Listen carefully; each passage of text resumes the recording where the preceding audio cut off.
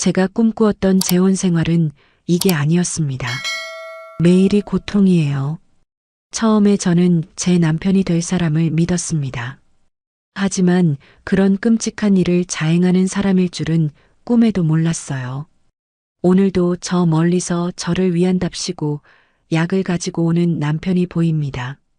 남편이 저에게 짓고 있는 싸한 미소는 저를 두려움으로 밀어넣었습니다.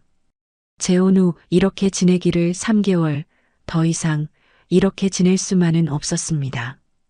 편안한 노후 생활을 기대한 만큼 저는 지금의 상황에서 벗어나야만 합니다. 제 이야기가 궁금하지 않으신가요? 좋아요와 구독, 알림 설정 해주시고 댓글 남겨주세요. 여러분도 저처럼 지내지 마시고 여러분에게 주어진 시간을 즐기세요. 저는 58세 장윤희입니다. 58년을 살아오면서 다시 설렘을 느낄 거라곤 생각도 못했습니다. 남편과 사별한 후 제 인생은 그저 흑백 필름처럼 무채색이었죠. 한복 디자이너로 일하던 시절의 화려함은 온데간데 없이 사라진 지 오래였어요. 그래도 살아가야 했기에 전통시장 문화센터에서 한복 리폼 특강을 하며 외로움을 달래고 있었습니다. 그날도 평소와 다름없이 수강생들에게 한복의 색감과 선의 아름다움을 설명하고 있었죠. 문이 열리고 뒤늦게 들어온 수강생이 있어 고개를 들었는데 그 순간 박도연 회장과 처음 마주쳤습니다. 70대라고는 믿기지 않을 정도로 단정한 차림새와 깊은 눈빛이 인상적이었어요. 늦어서 죄송합니다. 이렇게 멋진 강의에 늦어버렸네요. 박도연 회장의 첫마디가 아직도 귓가에 생생합니다. 지역에서 유명한 한방 건강식품 회사 회장이라는 소개와 함께 그는 수업 내내 열심히 경청했어요. 다른 수강생들보다 나이가 많았지만 오히려 더 진지하게 참여하는 모습이 신선했죠. 수업이 끝나고 그가 다가왔습니다. 장 선생님, 오늘 강의 정말 감명 깊게 들었습니다. 혹시 시간 괜찮으시면 차라도 한잔 하실까요?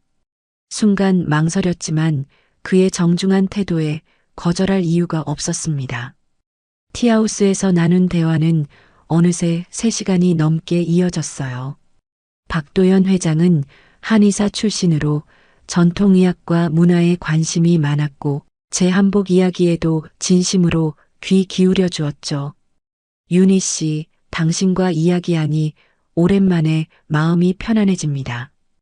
우리 나이에 이런 감정을 느끼는 게 웃기죠? 그의 솔직한 고백에 저도 모르게 웃음이 났습니다. 맞아요. 우리 나이에 설렘이라니. 하지만 부정할 수 없었어요. 저도 같은 감정을 느끼고 있었으니까요. 그 후로 우리는 자주 만났습니다. 박도연 회장은 항상 제가 가르치는 강의실까지 데리러 오고 집까지 바래다 주는 걸 잊지 않았어요. 그는 늘 윤희 씨의 안전이 가장 중요하다며 세심하게 챙겨주었죠. 외로웠던 저에게 그의 따뜻한 관심은 봄날의 햇살 같았습니다. 2달 정도 만남이 이어지던 어느 날 박도연 회장이 조용히 프로포즈를 했어요. 윤희 씨, 우리 함께 여생을 보내면 어떨까요? 노년에 만난 인연이지만 남은 시간만큼은 행복하게 지내고 싶습니다. 솔직히 두려웠습니다. 제 나이에 다시 결혼이라니요.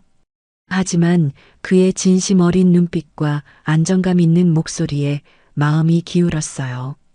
주변에서도 박도연 회장은 존경받는 인물이었고 지역사회에 많은 기부와 봉사를 한다는 소문이 자자했죠. 망설임 끝에 그의 청혼을 받아들였습니다. 새로운 시작에 대한 기대와 설렘으로 가슴이 떨렸어요. 이제 외롭지 않을 거라는 안도감도 컸고요. 황혼의 나이에 찾아온 행운이라 생각했습니다. 그때만 해도 이 만남이 제 인생을 어둠으로 몰아넣을 줄은 꿈에도 몰랐어요. 윤희 씨, 앞으로 당신을 평생 행복하게 해줄게요. 약속합니다. 그의 말을 온전히 믿었습니다. 새 인생을 함께할 동반자를 찾았다는 행복감에 취해 있었으니까요. 하지만 그 약속이 얼마나 무서운 함정이었는지 그때는 알지 못했습니다. 결혼을 결정하고 나서부터 박도연 회장의 배려는 더욱 각별해졌습니다. 특히 매일 아침 직접 달인 한방차를 가져오는 모습이 인상적이었죠. 처음에는 그저 감동이었어요. 그 바쁜 와중에도 제 건강을 직접 챙겨주다니, 이런 다정한 사람을 만나다니 행운이라고 생각했습니다. 윤희 씨, 이건 마음을 맑게 해주는 차예요. 제가 30년 한의원 할 때부터 연구한 비방이죠. 매일 마시면 건강해질 겁니다. 박도연 회장은 항상 제가 차를 다 마실 때까지 자리를 뜨지 않았어요. 그 눈빛엔 진심 어린 걱정과 애정이 담겨 있어서 처음엔 그저 감사했습니다. 하지만 웬일인지 차를 마신 후에는 몸이 나른해지고 졸음이 오곤 했죠. 그럴 때마다 박도연 회장은 약이 잘 듣고 있네요 라며 미소 지었습니다. 결혼식은 소박하게 치렀어요. 박도연 회장은 화려함보다는 진실된 마음이 중요하다며 가까운 지인들만 초대했죠. 그리고 결혼 후 저는 시내 아파트를 정리하고 그의 전원저택으로 이사했습니다. 처음 본 저택은 꿈에 그리던 집 같았어요. 아름다운 정원과 전통 한옥의 멋이 어우러진 공간이었으니까요. 이제부터 당신의 집이에요. 윤희 씨가 편안하게 지냈으면 좋겠습니다. 그의 말에 가슴이 따뜻해졌어요. 하지만 달콤한 신호는 생각보다 빨리 변화하기 시작했습니다. 결혼 일주일 후 박도연 회장이 새 휴대폰을 건넸죠. 이걸로 바꿔요. 요즘 해커들이 많아서 당신 정보가 새나갈까 걱정됩니다. 이 폰은 특별히 보안 설정을 해놨어요. 의아했지만 거절할 이유가 없었습니다. 새 휴대폰은 이상하게도 몇몇 앱이 차단되어 있고 특정 번호로만 통화가 가능했어요. 친구들과 연락하려 해도 자꾸 오류 메시지가 떴죠. 이상하다고 느꼈지만 박도연 회장은 기술적인 문제일 뿐이라며 넘어갔습니다. 외출도 점점 제한되기 시작했어요. 처음엔 요즘 날씨가 안 좋아서였다가 나중엔 당신 같은 미인은 밖에 나가면 위험해라는 말로 바뀌었죠. 항상 누군가 함께 나가야 했고 그마저도 차츰 줄어들었습니다. 윤희 씨 약속 시간이에요. 하루에 3번 정해진 시간에 박도연 회장은 한방차를 들고 나타났습니다. 이젠 제가 직접 차를 끓일 수 없냐고 물었지만 그는 강하게 거부했어요. 이건 특별한 처방이라 정확한 비율로 달여야 합니다. 당신이 섞으면 효과가 없어요. 어느 날 밤 차를 마시지 않고 버렸더니 1시간 후 박도연 회장이 방으로 들어왔습니다. 눈빛이 날카로웠죠. 차를 안 마셨군요. 왜죠? 심장이 쿵쾅거렸습니다. 어떻게 알았을까요? 차를 버린 걸 본 사람은 없는데 그제야 깨달았어요. 이 집 어딘가에 감시 카메라가 있다는 것을. 그날 밤 처음으로 불안감이 엄습했습니다. 차를 마실 때마다 머릿속이 점점 흐려지는 느낌이었어요. 전에는 명확했던 기억들이 뿌옇게 지워지기 시작했고 판단력도 흐려졌습니다.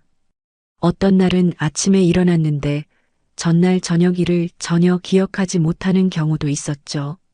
여보, 이 차 안에 뭐가 들었는지 정확히 알려주실래요? 용기 내어 물었을 때 박도연 회장의 표정이 순간 어두워졌다가 금세 부드러운 미소로 바뀌었습니다. 걱정 마세요. 당신을 사랑하는 제가 해로운 걸 줄 리 없잖아요. 그저 믿고 마시기만 하면 됩니다. 그 말에 왠지 모를 서늘함이 느껴졌습니다.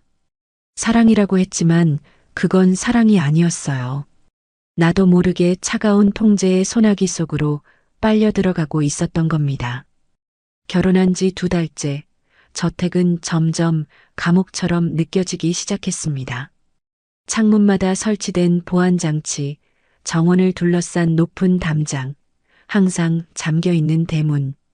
처음엔 안전을 위한 배려라고 생각했지만 이젠 제가 갇혀있다는 사실을 부정할 수 없었어요.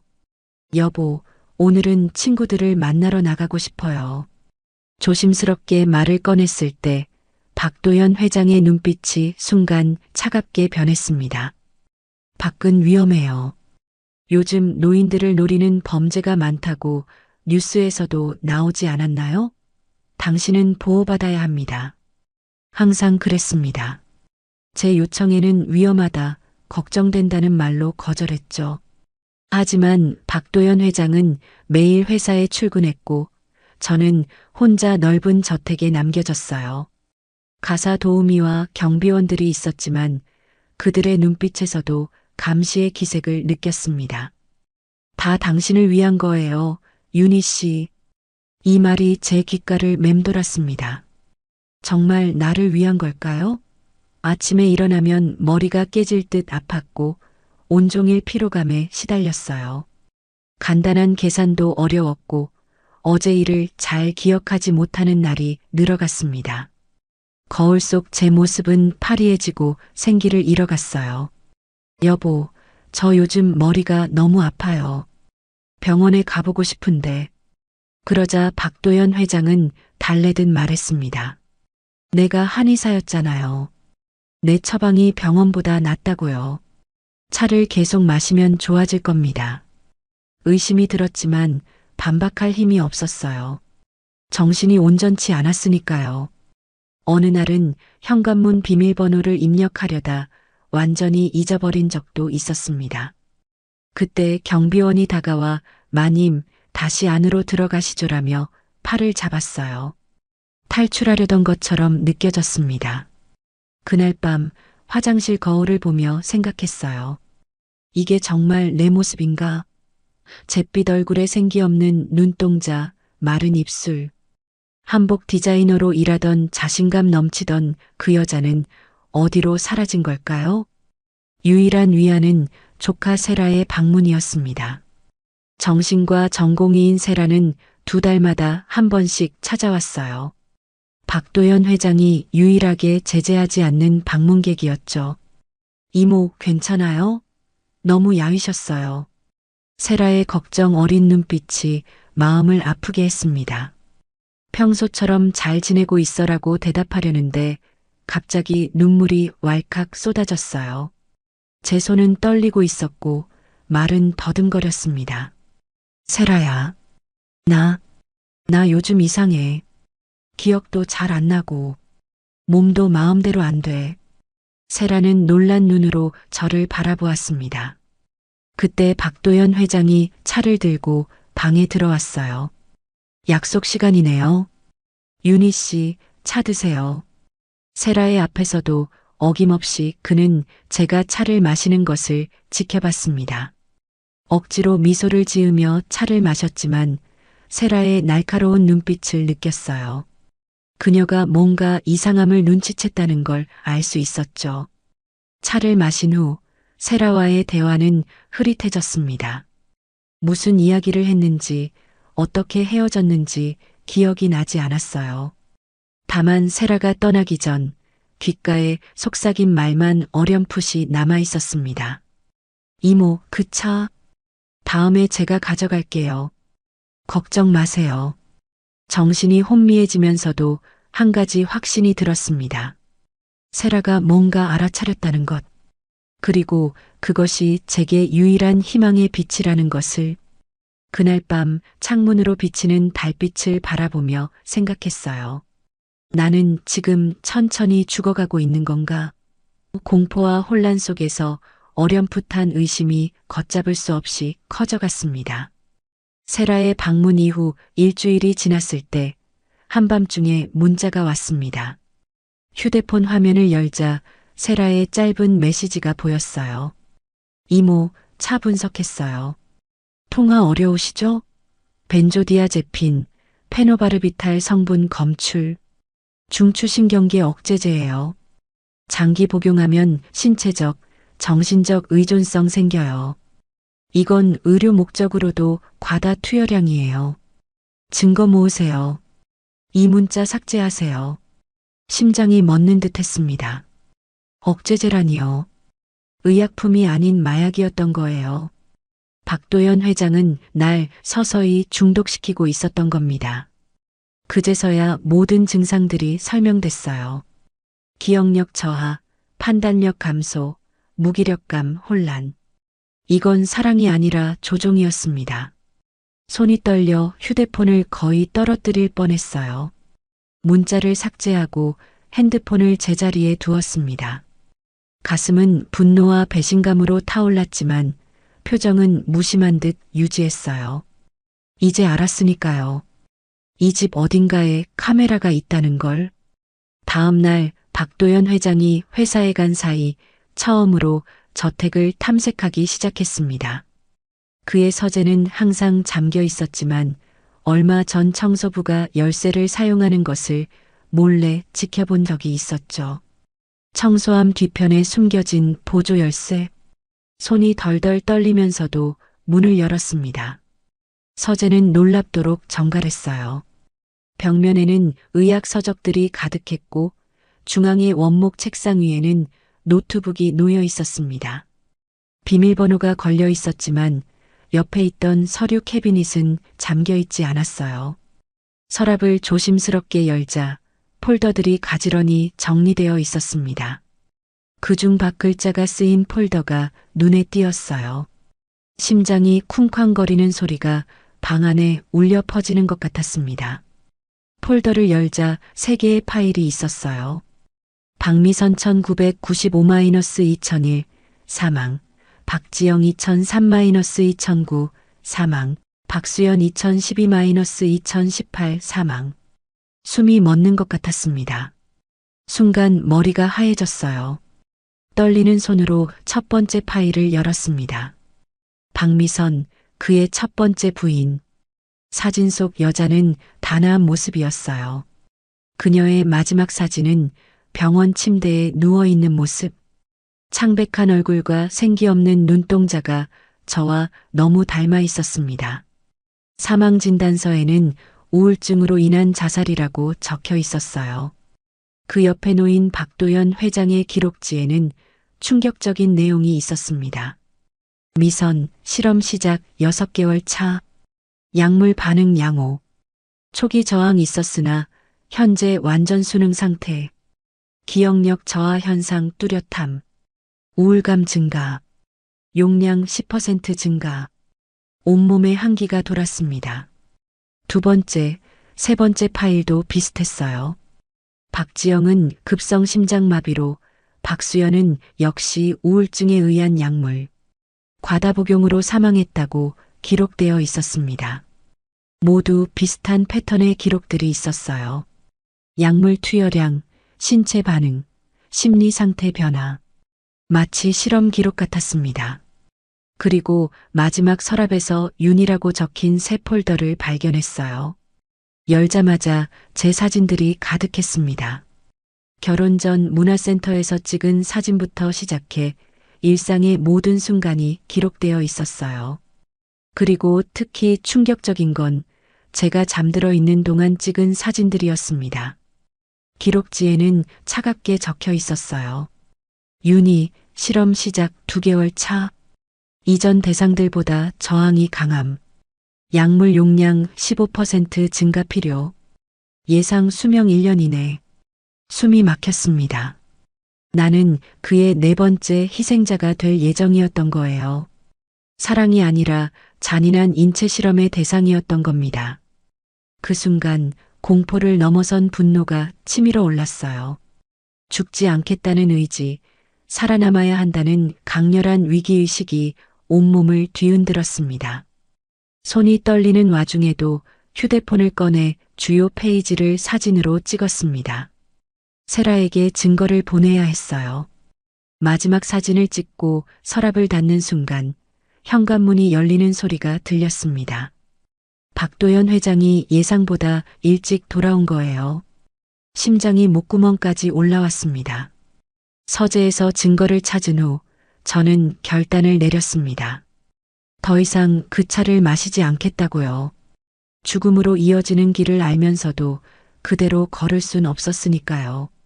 마치 알약을 먹는 척하다 나중에 뱉어내는 영화 속 환자처럼 차를 받아 마시는 척하고 몰래 버리기 시작했어요.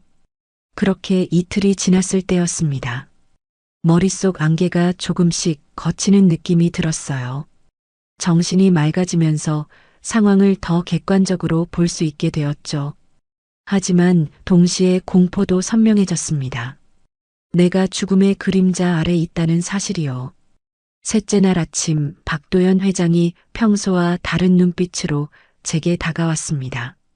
차가움이 흐르는 시선으로 제 얼굴을 빤히 관찰하더니 불쑥 물었어요.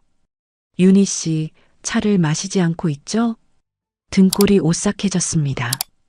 어떻게 알았을까요? 완벽하게 속였다고 생각했는데 그의 눈빛은 처음 만났을 때의 따스함은 온데간데 없이 차갑게 변해 있었어요. 무슨 말씀이세요? 매일 마시고 있어요.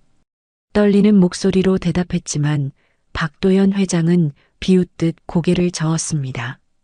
거짓말하지 마세요. 당신 눈동자가 맑아졌어요. 손떨림도 줄었고 걸음걸이도 달라졌어요. 내가 당신을 얼마나 오래 관찰했는지 모르나 봐요. 얼어붙은 침묵이 흘렀습니다. 그는 한참을 저를 응시하더니 이내 한숨을 내쉬었어요. 당신은 예전 아내들과 달라요. 더 순하고 오래 버틸 줄 알았는데 실망이네요. 방금 뭐라고 했죠? 예전 아내들? 숨이 턱 막혔습니다. 그가 자기 범죄를 이렇게 쉽게 인정할 거라고는 생각도 못했어요. 당신, 그들을 죽였죠? 용기를 내어 물었습니다. 박도연 회장은 마치 일상적인 대화를 나누듯 담담하게 대답했어요. 죽였다니 그런 거친 표현은 하지 마세요. 난 그저 실험했을 뿐이에요. 인체가 특정 약물 조합에 어떻게 반응하는지. 그들은 그저 데이터였죠. 하지만 당신은, 그는 제 얼굴을 쓰다듬으며 미소 지었습니다. 당신은 특별해서 골랐어요. 다른 이들보다 훨씬 강한 생명력이 느껴졌거든요. 그 순간 온몸에 소름이 돋았습니다. 저를 바라보는 그의 눈에는 사랑이 아닌 냉혹한 호기심만이 있었어요. 제게 남편이 아닌 실험자였던 거죠. 이제부터는 내 앞에서 직접 마셔요. 한 방울도 남기지 말고. 그날부터 박도연 회장은 제가 차를 마시는 모습을 직접 확인했습니다. 핸드폰도 빼앗아갔고 심지어 화장실을 갈 때도 하녀가 따라다녔어요. 완전한 감금 상태였습니다. 당신이 내 실험을 망칠 순 없어요. 이건 내 인생의 연구니까. 그는 냉정하게 말했어요. 약을 계속 복용하자 다시 정신이 흐려지기 시작했습니다. 하지만 이젠 진실을 알았기에 의식의 한 구석에서는 끊임없이 저항했어요. 잊지 마, 윤희. 그는 널 죽일 거야. 매일 밤 화장실 거울 앞에서 저는 점점 피폐해지는 제 모습을 마주했습니다. 창백한 얼굴, 움푹 패인 눈, 마른 입술. 그 얼굴을 보며 속으로 되뇌었어요. 이게 나지만 또 내가 아니야. 난 이렇게 무기력한 사람이 아니었어. 한복을 디자인하던 시절에 자신감 넘치던 제 모습, 색감과 선을 자유롭게 다루던 손길, 그 모든 것이 희미한 기억으로 멀어져 갔습니다. 하지만 동시에 죽음의 공포가 제 안에 새로운 불꽃을 지폈어요. 살아남겠다는 강렬한 의지요. 화장대 거울에 립스틱으로 매일 같은 문장을 적었습니다. 그리고 매일 아침 지웠죠. 그는 널 죽이려 한다. 잊지 마. 기억이 흐려져도 이 사실만은 잊지 않기 위해서였어요. 물 흐르듯 순응하는 척하며 내면에선 치열하게 저항했습니다.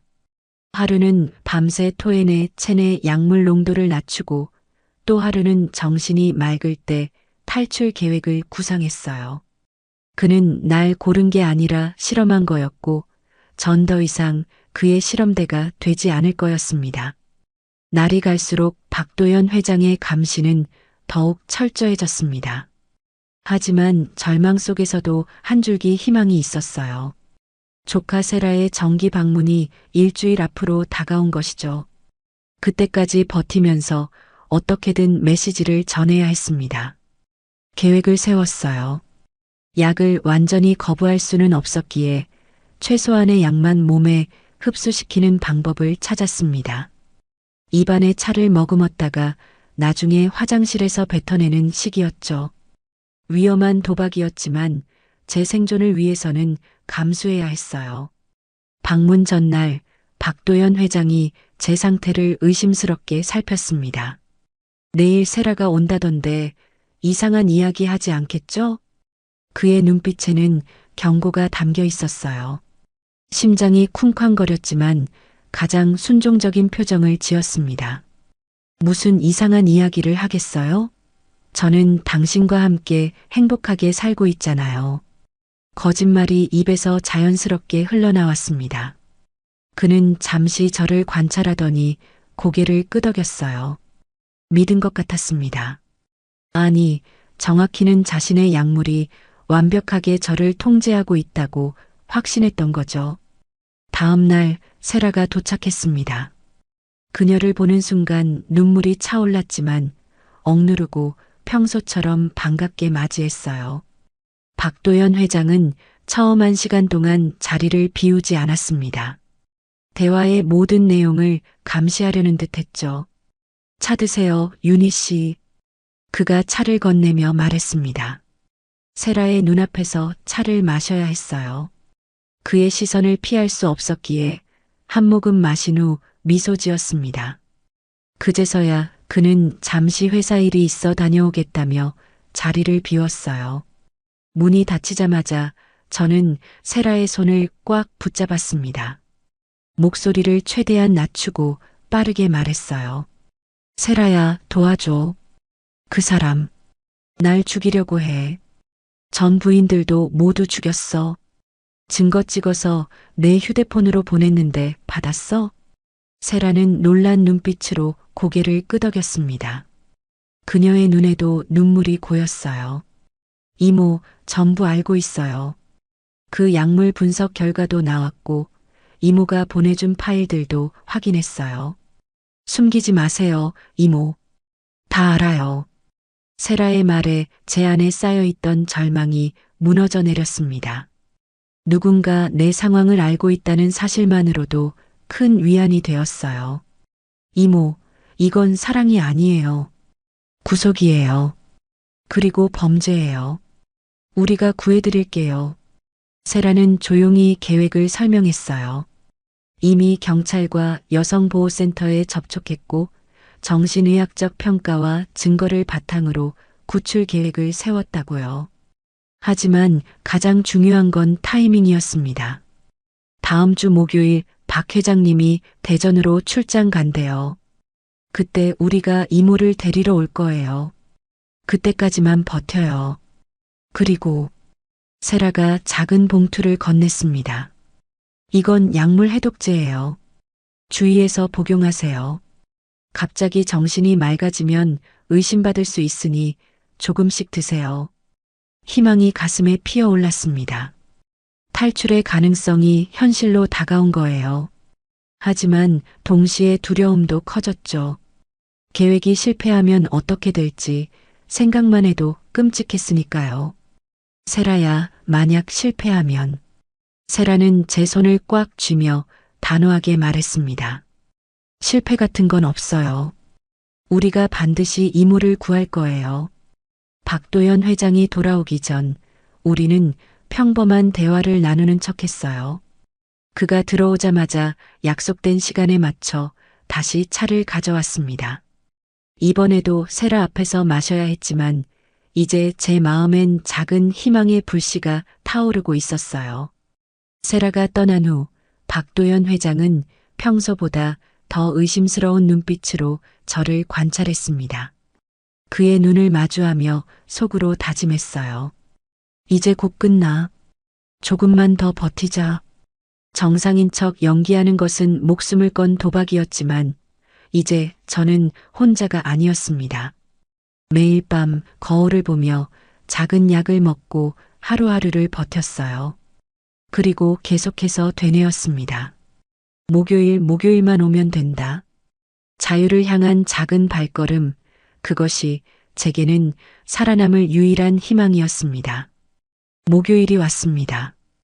해독제를 조금씩 먹으며 버틴 6일간의 지옥 같은 시간이 드디어 끝나는 날이었어요. 아침부터 박도연 회장은 분주하게 출장 준비를 했습니다. 평소와 다름없이 행동하려 애썼지만 가슴은 쿵쾅거렸죠. 오늘 실패하면 두 번째 기회는 없을 테니까요. 잘 다녀오세요, 여보. 미소를 지으며 배웅했습니다. 그는 마지막으로 당부했어요. 오늘 약은 김 여사가 챙겨줄 거예요. 시간 맞춰 꼭 드세요. 고개를 끄덕이며 대답했습니다. 네, 걱정 마세요. 차가 떠나자마자 숨을 깊게 들이마셨어요.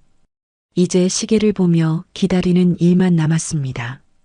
정확히 30분 후 김 여사가 차를 들고 왔어요. 평소처럼 마신 척하고 화장실에 가서 뱉어냈습니다. 그리고 시계를 확인했어요. 세라가 오기로 한 시간까지 3시간. 그 시간이 3년처럼 느껴졌습니다. 드디어 현관 벨소리가 울렸어요. 단 한 번의 짧은 울림. 약속된 신호였습니다. 김 여사가 문을 열자 세라와 함께 두 명의 여성이 서 있었어요. 안녕하세요. 이모 뵈러 왔어요. 세라가 평소처럼 인사했습니다. 저는 손님을 맞이하러 거실로 나갔어요. 심장이 목구멍까지 차올랐습니다. 세라의 눈빛에서 지금이라는 신호를 읽었어요.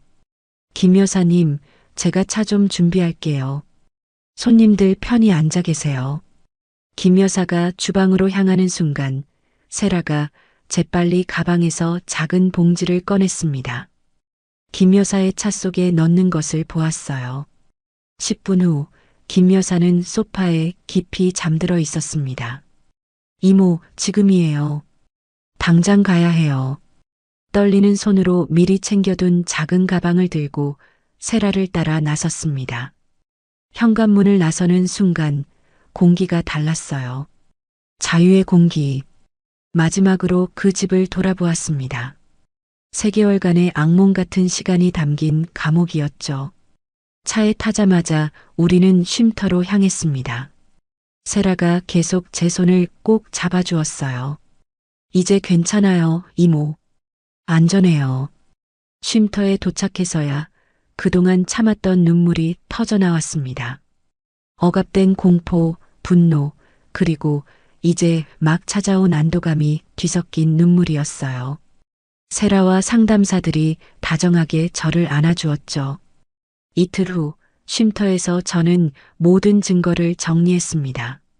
서재에서 찍은 사진들, 차에서 발견된 약물 분석 결과, 그리고 제 몸에 남아있는 약물 검사 결과까지. 세라가 신뢰할 수 있는 언론사에 내부 제보를 했어요. 그리고 폭풍이 몰아쳤습니다. 박도연 회장 측은 즉각 반박했어요. 정신 이상 여성의 망상일 뿐이라며 저를 정신병자로 몰아붙였습니다. 심지어 제가 약물 중독자라는 소문까지 퍼뜨렸어요. 제 과거 사진과 왜곡된 정보가 인터넷에 돌아다녔죠. 공포와 두려움이 다시 엄습했습니다. 하지만 이번엔 달랐어요. 저는 더 이상 혼자가 아니었으니까요. 세라와 여성단체, 의료 전문가들이 제 옆에 서주었습니다. 이모, 실명으로 나서면 위험할 수도 있어요. 익명으로 진행해도 돼요. 세라의 걱정에 고개를 저었습니다. 아니, 세라야. 내가 숨으면 그건 내가 잘못했다는 뜻이 돼. 난 당당하게 맞설 거야. 기자회견 날 온몸이 떨렸습니다. 수많은 카메라 플래시 앞에 섰을 때 순간 도망치고 싶었어요. 하지만 떨리는 손으로 마이크를 잡았죠. 저는 장윤희입니다. 박도연 회장의 네 번째 부인이었고 네 번째 희생자가 될 뻔했습니다. 목소리가 떨렸지만 계속 이어갔어요. 눈물을 참으며 모든 사실을 밝혔습니다. 한방차에 든 약물, 3명의 전 부인들, 그리고 제가 겪은 감금과 학대까지. 그날 제가 도망쳤던 이유는 살고 싶어서였습니다. 그리고 또 다른 희생자가 나오지 않길 바라는 마음이었어요. 울먹이는 목소리로 마지막 말을 전했습니다. 불행한 진실을 외면하지 마세요. 저 같은 피해자가 더는 생기지 않길 바랍니다. 기자회견이 끝나고 세라가 저를 안아주었어요. 공포는 여전했지만 더 이상 침묵하지 않기로 한 제 선택이 옳았다는 확신이 들었습니다. 그날 밤 오랜만에 편안한 잠을 잤어요. 비로소 자유인이 된 것 같았습니다. 기자회견 이후 폭풍이 몰아쳤습니다. 내 얼굴이 모든 뉴스의 헤드라인을 장식했고 소셜미디어에서는 해시태그 윤희를 지지합니다. 해시태그가 퍼져나갔어요. 사람들의 분노는 거셌고 박도연 회장을 향한 공분은 더욱 커져갔습니다. 검찰은 신속하게 움직였어요. 기자회견 다음 날 박도연 회장의 자택과 회사에 대한 압수수색이 이루어졌습니다. 그리고 놀라운 증거들이 쏟아져 나왔죠. 지하실에서 발견된 비밀 실험실, 전 부인들의 상세한 기록, 그리고 다양한 약물 샘플들까지. 사흘 후 공항으로 도주하려던 박도연 회장이 체포되었다는 뉴스를 보았습니다. 그 얼굴을 화면으로 보는 순간 몸이 떨렸어요. 하지만 이번엔 공포가 아닌 해방감이었죠. 악몽이 드디어 끝나가고 있다는 안도감이 밀려왔습니다. 재판은 6개월간 진행되었어요. 법정에 증인으로 서는 날 박도연 회장과 다시 마주쳤습니다. 한때는 그 눈빛 하나에 떨었던 제가 이제는 당당하게 그를 바라보며 진실을 말할 수 있었어요. 그의 눈에서는 더 이상 위협이 느껴지지 않았습니다. 그저 자신의 범죄가 드러난 노인일 뿐이었죠. 피고인 박도연 약물을 이용한 인체 실험, 감금, 상해, 전부인 살인 혐의로 징역 25년을 선고합니다. 판사의 선고가 떨어진 순간 법정은 술렁였지만 제 마음은 고요했어요. 정의가 실현되는 순간이었지만 이것으로 과거의 상처가 모두 치유되진 않을 거란 걸 알았기 때문이죠. 그래도 한 걸음 내딛는 기분이었습니다. 소송에서 받은 보상금으로 저는 2가지 결정을 내렸어요. 첫째, 여성 피해자 쉼터에 절반을 기부했습니다. 둘째, 남은 금액으로 작은 한복 리폼 공방을 열었어요. 예전에 제가 가장 행복했던 시간으로 돌아가기 위해서였죠. 처음엔 쉽지 않았습니다. 약물의 후유증으로 손떨림이 남아 있었고 사람들의 시선도 부담스러웠어요. 하지만 하루하루 바느질에 집중하다 보니 점점 제 삶을 되찾는 기분이 들었습니다. 색시를 고르고 천을 자르고 바느질을 하는 과정에서 잊고 있던 자신감이 돌아왔어요. 공방을 연 지 1년 후 제 이야기를 들은 많은 여성들이 찾아오기 시작했습니다. 단순히 한복을 수선하러 오는 게 아니라 자신만의 이야기를 담은 옷을 만들고 싶어 하는 분들이었어요. 그들에게 바느질을 가르치며 저 역시 치유되어 갔습니다. 윤희 씨, 정말 감사합니다. 이모가 아니었으면 저도 같은 길을 걸었을 거예요. 한 내담자가 눈물을 글썽이며 말했을 때 비로소 깨달았어요. 제 고통이 헛되지 않았다는 것을, 누군가에게 용기가 되었다는 사실이 제게는 가장 큰 위로였습니다. 누구도 당신의 삶을 대신 정할 수 없어요. 당신이 주인공이니까요.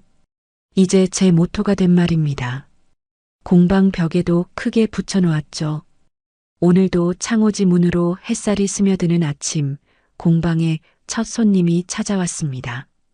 결혼식을 앞둔 젊은 신부였어요. 고운 한복을 입고 싶다며 수줍게 미소 짓는 그녀에게 다가갔습니다. 어떤 한복을 원하세요?